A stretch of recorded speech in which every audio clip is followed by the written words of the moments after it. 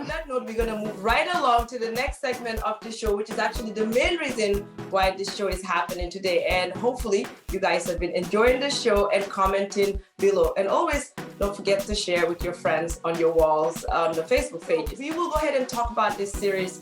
It is a new series and it's called Building Africa. How do we build Africa? And of course, we will deal with political, economical, social, and environmental issues that affect us in the continent of Africa. And who better else to do and start this series with than our amazing friend, Coach Pa Samba Jow. His real name is actually Pa Samba Jow, but everyone knows him as Coach from the Gambia. Hello, Coach. Hi, brother Coach. Hi, Coach. Well, thank you.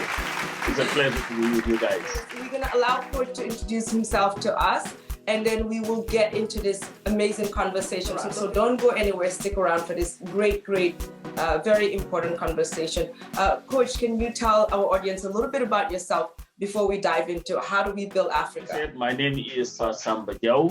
I am a Gambian. I am known as an activist, but most importantly, just this simple guy who just believes that we all can and must do better as a people and a country, and in this case, a continent. I think Coach is being humble. I'll go ahead and say Coach Pa Samba Jow is one of the things that he's done that I think will leave a mark in this world now and forever is the fact that he was one of the pioneers of the Gambian struggle. And everywhere you say his name within the Gambia, outside of the Gambia, in the diaspora, everyone knows Coach Pa Samba Jow. I'm literally getting chills as I say these things because I know what he's done for Gambia and how powerful and how influential he was in the fight to liberate Gambia. If you guys don't know the history of Gambia, if you go to Google right now, you'll know we had a dictator that was there for 22 years, and Coach started fighting against that regime earlier on when the regime took over back in 1994. And I think that's when he started the fight. Of course, most of us joined a lot later down the line, but he truly inspired everyone that was in that fight. For me, when you ask me who's Coach Pa Samba Jow, that is something that I would always be. No, but you don't know what you have done for the people of Gambia.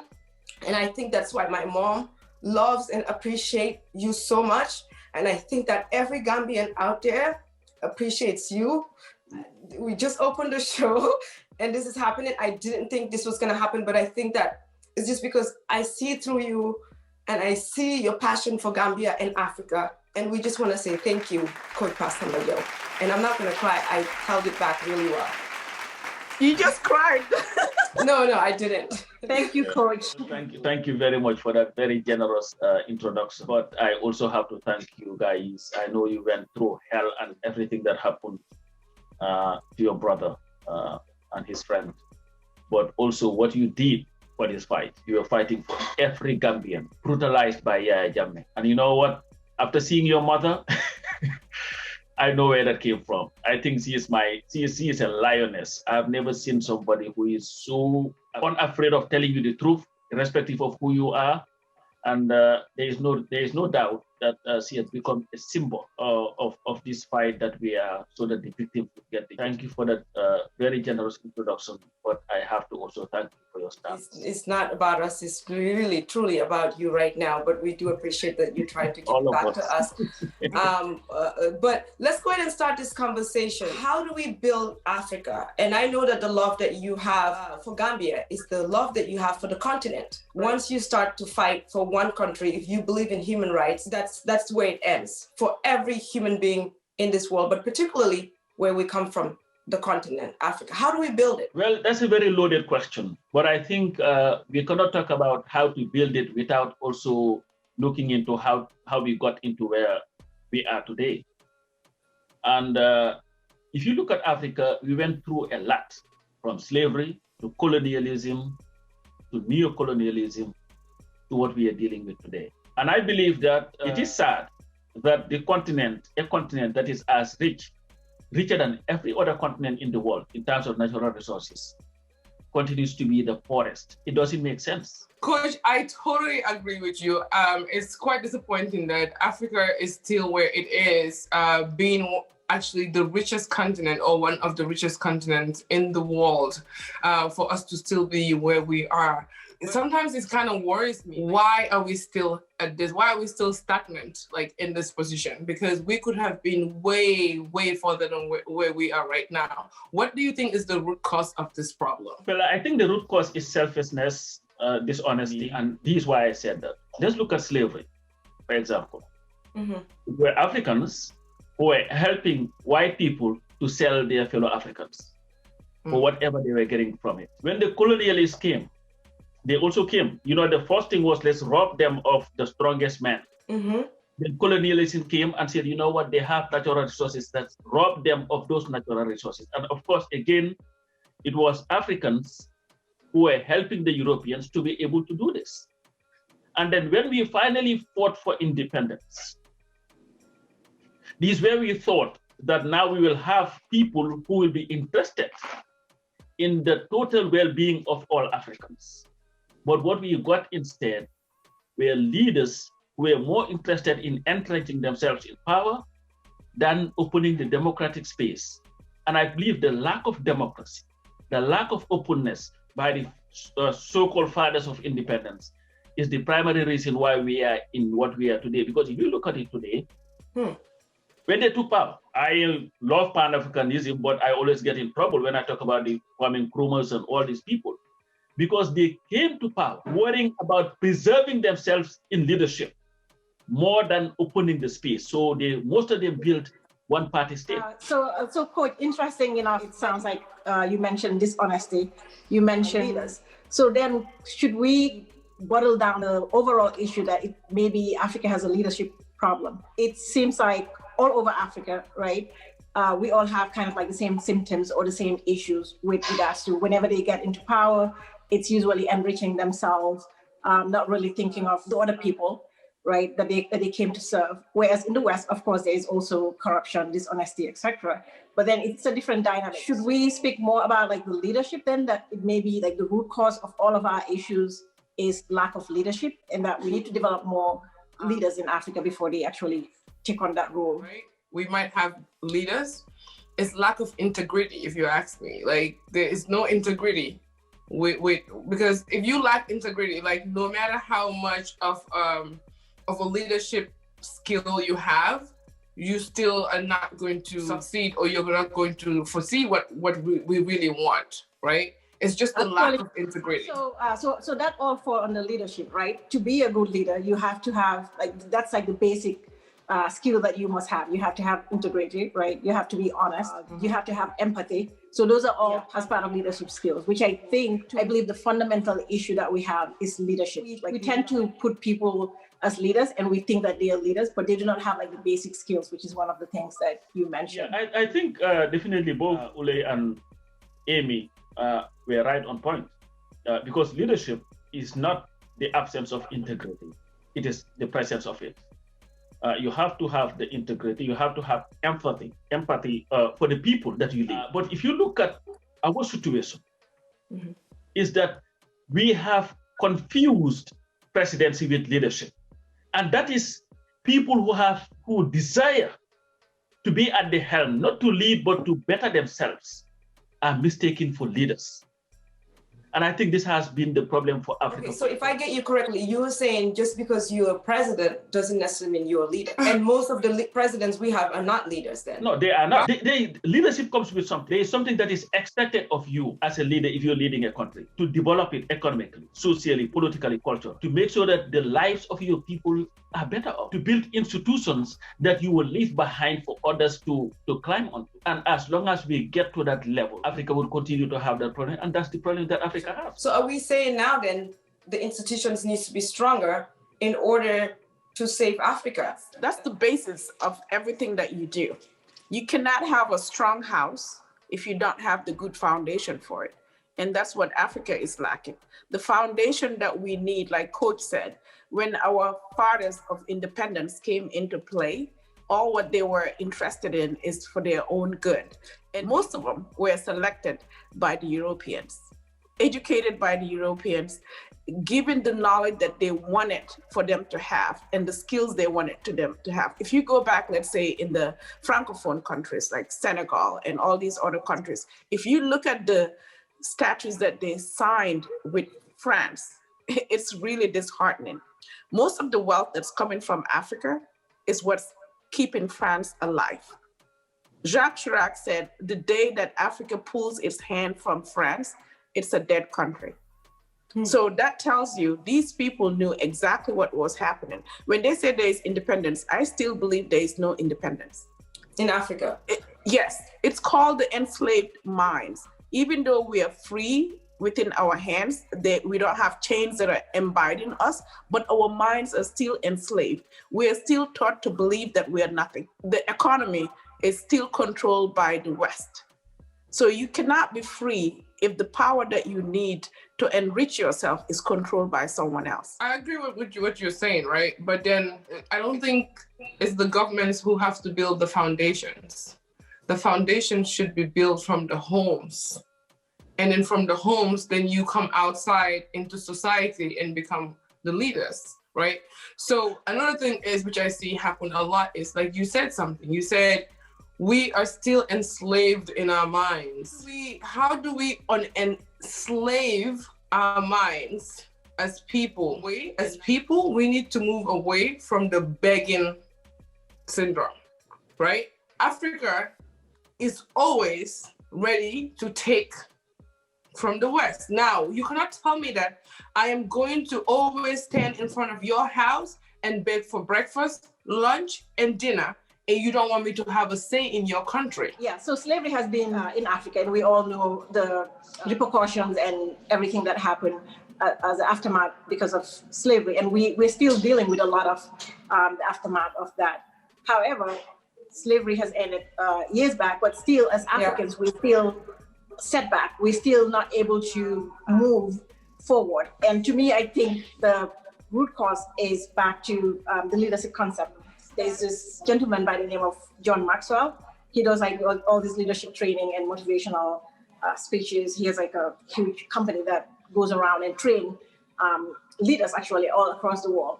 And one of the things that I think somebody asked him before was, how do we make sure we are more profitable as a company? And he pretty much, he said, you need to develop your leaders. He pretty much said that if your leaders all have like a scale of 4, you can't build people underneath more than that. And you cannot be profitable more than that 4. You have to build your leaders to, let's say, a 7, and then everything will come down. So to me, that's how I see Africa. So who are supposed to build these leaders? Like, where do we start? It becomes a collective responsibility. And I like what Amy said. It has to start from the home, where you build your child to be selfless and not selfish.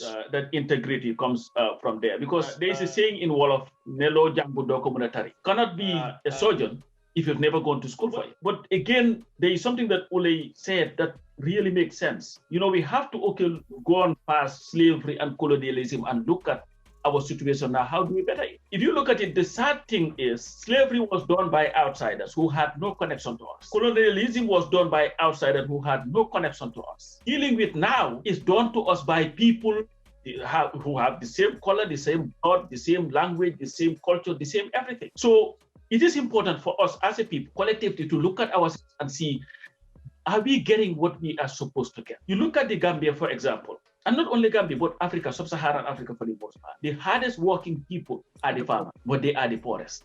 And all of our economies rely entirely, if not for the donor support, what we gain domestically relies entirely on the production that we get from these farmers. But they continue to live in wretchedness and abject poverty. So then it becomes important for those farmers and all of us to sit back and say, you know what must we do to end this? And unless we ask ourselves this question and get the right answers, our continent is going to continue to wallow in abject poverty, while a few, that's the leaders, will continue to live a very posh life, as they say. I believe what everyone has said here is true. But from where Coach left off, we all have to be ready to do it. So, and I believe for the longest time, since slavery was gone, right? Since we became independent, so-called, We've all said we are ready to step up, to take charge and build Africa. Every government, that's what they say when they come into place. But are we really ready to do it? Our minds and the way we think we are ready. Our actions are speaking very different, right? Now, this is again, we have to look at the root cause of the problem. The root cause of the problem is our individual selves. It's a system, right? If the system has set you up and there is no check and balances, and that's where America and the West is different. There are checks and balances that people follow. There are rules and regulations that you follow, right? Now, when you go to Africa as a continent, okay, and you look at individual countries, there are no checks and balances. The person who is the leader who has to put these checks and balances in place is the most corrupt one, right? So then now we have to again look at our individual selves. And the people who are capable, who are exposed, who are educated, and who are knowledgeable. And education doesn't not necessarily have to mean going to school and sitting down and reading and writing, right? But the people that are educated, the people that have the know-how, have the integrity, now shy away from coming in front to actually take charge because they don't even want to be part of that system. If you look at, we're going to use Gambia as an example. You see people who are very well capable of actually leading, and you see it in them. You see through them. They have done amazing things in companies and institutions that they have belonged and worked for, right? But now they shy away from actually coming into the forefront. Now we also, as people, have to take responsibility. We can't sit here and complain every single day as to what's happening in our governments when you have someone who is capable and very well educated and mature and exposed and experienced stand in the back seat and just complain. This is a philosophy that I have. If there's a problem and you do nothing about the problem, you're part of the problem. So every single African is part of the African problem, okay? Because yes, Amy said something very important. The people that are leaders, that we call our so-called leaders, who are just there to enrich themselves, and we all know that, they're going to continue to enrich themselves because it benefits them very well, okay? The West is not going to shy away from that. They're going to promote that as much as possible because that's when they can also enrich themselves, okay? Our people that are just within the system, the individuals within the system, the poor people that we are fighting for, those will be the same ones that will expect some kind of a compensation or some kind of a bag of rice just so you can vote for them. It's an investment. When these politicians come and campaign and give us money, what they are doing is saying to us, here is some money that I don't have. I don't know who gave it to me, but when you give me that job, whatever I'm going to do first is going to get that money back from you. So when these people come and campaign and give us cash and give us money and give us clothing, whatever it is, and you take it, you are also helping them to be corrupt. So our parents, us as parents, have to educate our kids to have self-esteem, to believe in themselves. They should be aware that hard work, there should be reward for hard work. But with Africa, the harder you work, as Coach said earlier, the poorer you get. So that system has to change. We have to give people credit where credit is due. And then we have to penalize people, like checks and balances, like Amy said, for actions that they do. We say we are ready, but we are not mentally ready to change Africa. Yeah, what you just said, Jay, is profound. And that is the fundamental issue. And that's where the honesty and integrity comes in. There is a saying that we used to say in Wolof, palma manjering la ak palma matani la dafa am. Like, vote for me to benefit you or vote for me to benefit myself. Not everybody or opposition government truly believes in what they are doing. Maybe their opposition to such government is so that they will be able to have an opportunity to be part of that government. And I think you really nailed it. And that's where it is. We have to also have the capacity and the capability to look at politicians when they come before us and determine whether those that are coming before us have the prerequisite leadership that we need to run our country. We cannot just settle for anybody that just gives us food to eat or bring the drums and all these things. But we have to be able to look at somebody, judge somebody's character, and ask them questions, look at them in the face. I think our responsibility as people who expose and people who, are experienced, right, is to actually go back and educate the masses who are less fortunate to be exposed like we are. You see, I think sometimes when you talk to people, just like I think one of our shows we did this, you cannot just come and tell someone you can't vote for this, but not dive deep into giving them examples and as to why and what are the consequences when you do these things.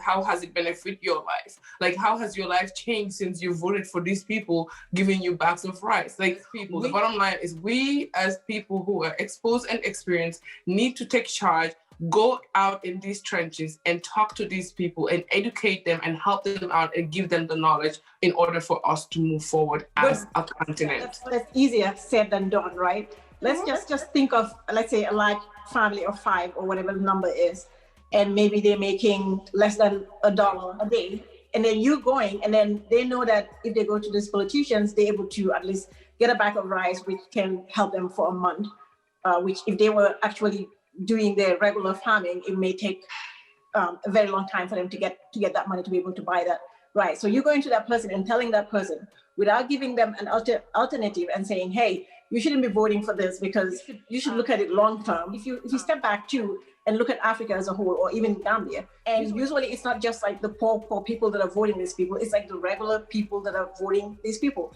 We see somebody maybe like that's outright a straight shooter, and we know that this person can leave the country, but we tend to not focus on that person and we tend to vote for another person. And I don't know like what psychological thing makes that happen, but that's usually what's happening in Africa. Well, I totally disagree with you because these are people who are also part of the country, right? No matter how poor they are, and no matter how much you think because you go there and you don't have the bag of rice and you're trying to convince them, that should not deter you from going to actually having the conversation with them. You're but going it's not practical. I disagree with you. Hold on. It doesn't matter. You see, I might be as broke as a church mouse. Don't even have food. What option are you giving them, Amy? But hold on. But hold on. This is the deal. Now, I don't have any food on the table to eat. I come to you and I ask you a question. We have had 3 leaders so far in this country, okay? Every leader that came gave you a bag of rice each time they come to campaign. How have your life changed with all these 3 leaders in these past years? Now, think about it. If that bag of rice is just going to sustain you for 1 month and your life is still going to be miserable for the next 10 years, choose one. When I give you that option, you will tell me if you're going to want to, I will take your rice and eat it, because you are a fool for coming to bribe me. And when the elections come, I do the right thing. And that's why it's good for us to educate these people. And I'm advising you, if they come and give you a bag of rice, take the bag of rice, walk away and vote for who you think is the right choice and that's going to change your life. Then you're promoting corruption, right? Because they're giving that bag of rice. It's money of the government. What do you expect from your sister? It doesn't matter. African leaders are going to be corrupt. American leaders are corrupt. You cannot take away the corruption out of it. Now, it's your duty and your responsibility to know and have the integrity of knowing what do I do that's right. If I was still in the village in Yamina, the Sokodugu, right? I would be just the same person that will take the bag of rice, because that's where my exposure and the civic education, that's where it stops, right? So therefore, what I'm saying is, because you are exposed, you know ABC is this, and they don't, right? And so if you go and knock on their door 2 times and tell them, they are still not gonna get it the same way you and I or Coach and every viewer that's out there watching, that they're gonna get it the same way. They're not, because you have been nurtured and been exposed to things since perhaps maybe way before you came from the Gambia, from high school, when you came into the US and you started seeing things and you started believing and seeing that things need to be done differently to have a different result. So for me, it's not a practical solution. It is a hot button issue. Here's the thing, there should be a balance. I remember when Wade defeated Abdou Diouf, there was this song that Uzak came with. And his advice to the voters was, if they give you a bag of rice, take it. If they give you a gallon of oil, take it. But when you're voting, vote for your interest. Thank you. That was his philosophy. But the thing is, it all comes back to education. And our leaders have refused to educate our people because they don't want them to be aware to the extent where you can come to them and they'll tell you, you know what, I don't need your bag of rice. So should we say civic education? No, it's key. You see, if you look at Singapore, I remember in the 80s and early 90s, Jawara had this Singaporean dream that he was going to transform the Gambia into Singapore. Singapore had its independence on the 9th of August, 1965. It was about almost 6 months or so after Gambia gained its independence. Mm-hmm. It has no natural resources whatsoever, nothing. But today, I think their GDP is over $2 trillion. Wow. And they have no natural resources. But what they did after they gained their independence was to ensure that there was education in the country. If you look at the numbers today, 95.7% of their women are educated, about 98% of men are educated in that country. Wow. Because they focus on education. And they were able to transform their country, which was poor, just like all of us. Only difference is we had natural resources. So they had no material production. They are not doing that because they don't have that. But they were able to use their port to become the center of attraction for trade. Everybody comes there. They were able to do that. There is something that some of these Asian countries have that we do not have. Well, they try to educate their masses. And secondly, corruption, you get the death penalty.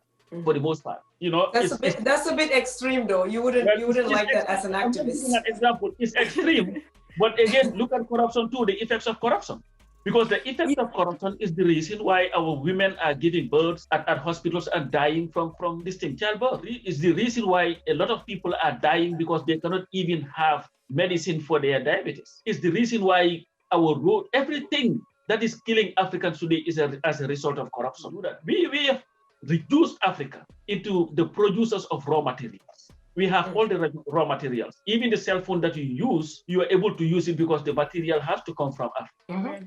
The food that you eat, you are able to eat it because it comes from Africa. You look at, let's say, the Gambia, for example. We have our ocean. The EU came to us and told us that we are going to pay you 500,000 euros every year so that we can fish tuna. You know how expensive that is in this country here.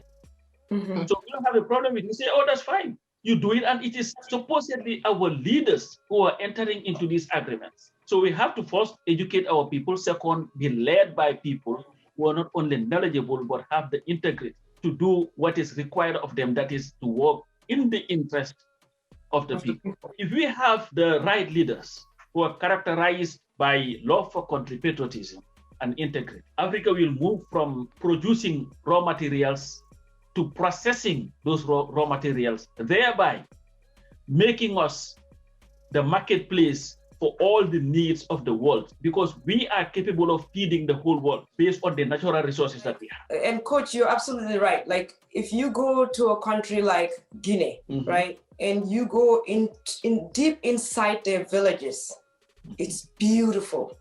So much green, Mm-hmm. so much wealth, but yet still one of the poorest countries in Africa. Yep. Mm-hmm.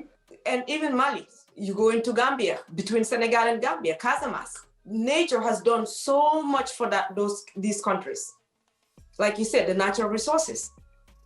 But those are yet still the poorest. Look at Congo. All the coffee in the United States, most of it comes from Congo. Go to Congo, in front of the clubs, they have kids at night begging because they need to feed their family. The kids are feeding their families, the mom and dad. It's horrible. It's very sad. So where do we go from now? From what Coach said and everybody says, what are the solutions? What are the practical solutions we could literally start to look at as Africans and bring an end to these devastating effects that we've had from slavery to now that is still going on? So just to add to what Coach said about education, right? I think that's that's one of the key practical things. You could say that a lot of Gambians are already educated, but do we have like the right type of education that will get you into that mindset where you elevate yourself from thinking self all the time, but maybe love for country, which I think is something like, that's one of the key things I think that help in terms of like their progress. There's a lot of love for country. Whereas if you compare that to Africa, it's usually about me. What can I do for me, myself, right? Instead of looking at the overall picture of the country. So I think education, but maybe putting the right courses of education, maybe the civic education in terms of showing kids at a young age that you have to have like love for country. Patriotism. Yeah, exactly. Patriotism before love for self. So I think that's one. The other thing is we have to be willing to sacrifice, because we can't just go from like where we are now to, let's say, Singapore without people sacrificing. So Coach mentioned about like Singapore, how it has the same year as Gambia in terms of independence. If you look at Korea, it's very, very advanced. That's where Samsung, the company Samsung, is based off of. I was talking to a friend that's actually from there, because I was trying to figure out like, okay, how come we Africans can't just get there? Like even a country like Korea, it's not that old. They came from like a very, very brutal war and all of that. But now, like if you go over there, I think ways of living or their quality of living is even actually better than the US. And they were able to achieve that through a lot of sacrifice. And what she said was that a lot of the businesses, they actually will go to the government and say, hey, we want to invest in X, Y, and Z. Once this is profitable, we'll give the government of the profit. And so a lot of the companies are actually doing that and helping the government, because they knew at that point the government did not really have those resources to be able to build the country. So a lot of it was like being sacrifices by like business people in the country. You were saying to go to the government and talk to them. Korea did that. It worked for them. Unfortunately, Africa, look at our own country, Gambia. That's what I'm saying. Like it's education, right? You can just jump from. Okay, they educated first before they. Exactly. So do we have another 200 years going before we can fix this? No, I'm another not, 200 years. 200 years. That's not how long it took Korea. But you have to start from somewhere. I cannot disagree with any of you here in terms of the education, the civic education, but who is in control of this educational system? It is the same people that we don't trust, because it is not in their best interest for our people to be educated. So who are we going to give that to take responsibility to educate our people? I think it is us, the people that are more knowledgeable, the people that are more aware. So I think we all have responsibility. How do we move forward? That's the question that you asked. We can organize ourselves within the diaspora, commit to ourselves and said, every single person within the diaspora come up with $200 and create a system like a banking system or money transfer system. Through that system, we can organize an organized firming system where you would hire people, give them salaries, and then when there is profit, at least 5% will go towards education. You don't take that 5% and give it back to the government. I hear your solution, and I know we are towards the end of this segment here, but knowing our people, right?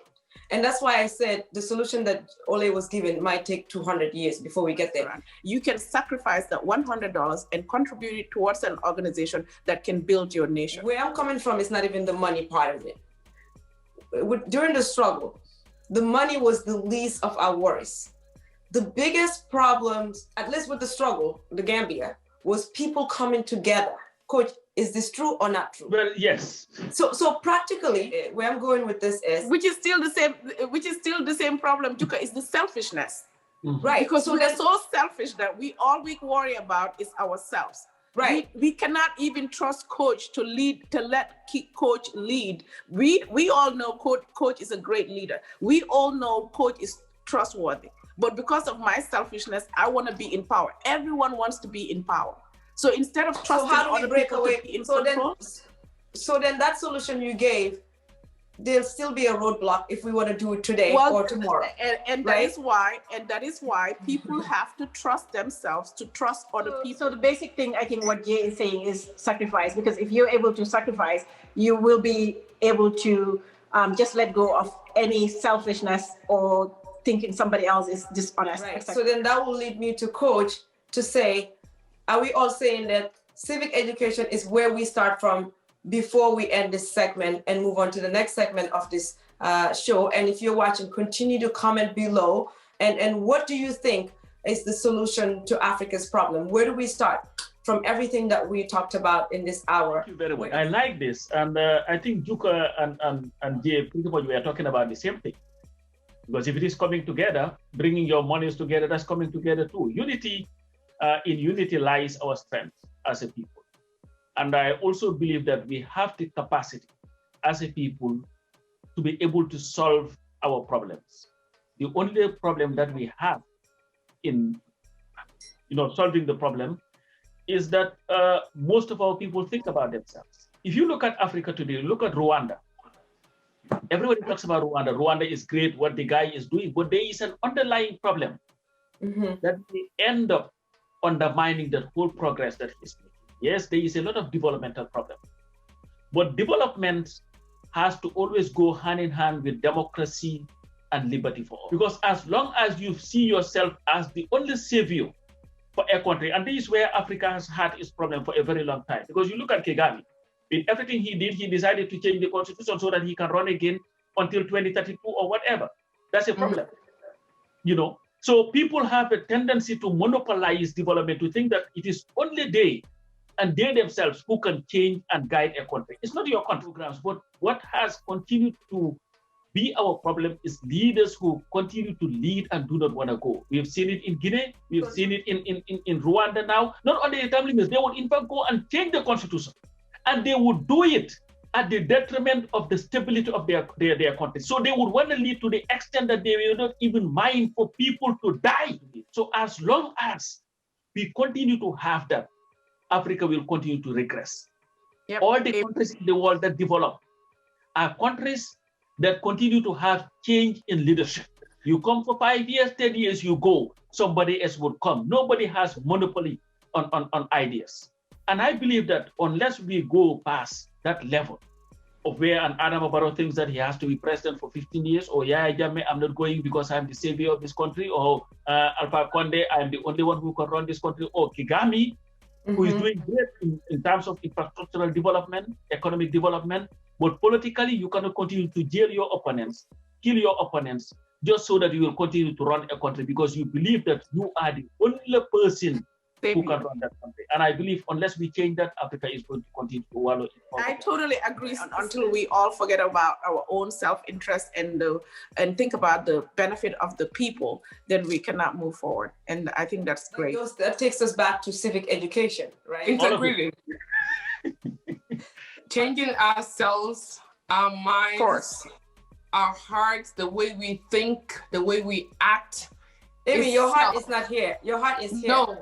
The heart, the minds, right? Wherever the heart is. Listen, the mind controls the heart, right? So everything is here, right? But we have to change the hearts, the minds, the way we think, the way we act. We have to be resilient. When I say no, I mean no, and not even my dad is going to change that. In order for Africa to move forward, the leaders have to be principled, but and be ready to see our people and just our people and take away from self-interest enrichment and enriching ourselves and our people, and stop taking our families to the West when they get sick and our people are dying in the local hospitals. We have to now start electing leaders and selecting Amy leaders for president. Who care? Okay. No. Now let's who care for us and who care for the people and who care for us and not their own pockets. So Africa, stop away from tribal politics, from family politics or whoever. If my dad wants to start today for election and I know he's not capable, I am coming out and I'm telling you that he is not capable. Period. And I'm probably sure you probably wouldn't even vote for him against Halifax. No. Because I know he's going to give all the money away. I wouldn't be voting for him either because he will definitely be giving the money away. He will give all the money away and buy yapihar and just barbecue every single day. Right. He'll give away every dime that he has because he's very giving. Which is probably not a good leadership skill because you have to be able to say no. No, it's not. Yeah, he's very quick with the hand in the pocket. Maybe it's just all talks, okay? When it comes down to it, I don't know. No execution. Ole, I'll vote for Ole as the president. Moms, I would. Dr. J, I would. But damn, that's gonna be a tough. Because you know you'll be going to jail, that's for sure. If you do anything wrong, you absolutely will be going to jail. That's a fact. Coach, would you vote for Jay? I will. Just that second, I will not seek for a second time. Just it got me. So yes, I vote. Hey, Coach, be careful. Adam Abaro said that too. I am not Adam Abaro. I am not even close to Adam Abaro. Coach, would you vote for Amy? Yes. Hey, Coach. That's my final sister. We have had a really great conversation. I think this was a fruitful opening of this series. Thank you so much, Pa Samba Jow, Uncle Coach, for being here with us and opening this series with us. If you're watching and you're very versed in African affairs, go ahead and send us your bio on our email, or you could DM us on our Facebook page and see where we can fit you in this series when we have these conversations. It's called Building Africa, and today was the opening of the series, and we just had to take a deep look at what is the problem in Africa and how do we build it. And of course, we had to lay out the foundation first, as Coach put very well in the beginning. So go ahead and comment below. Let us know how you would build Africa and where do you think exactly the problem is and where you would start with building Africa.